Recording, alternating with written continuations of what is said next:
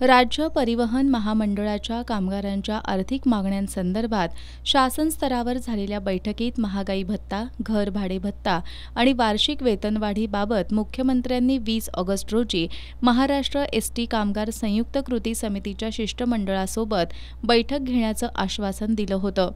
मात्र या आश्वासनानुसार 20 ऑगस्टला ही बैठक होणार होती. मात्र संयुक्त कृती समितीनं मुख्यमंत्र्यांना या बैठकीचा विसर पडल्याचा आरोप करत आज कोल्हापूर विभागीय कार्यालयासमोर निदर्शनं करून मुख्यमंत्र्यांना बैठकीची आठवण करून दिली.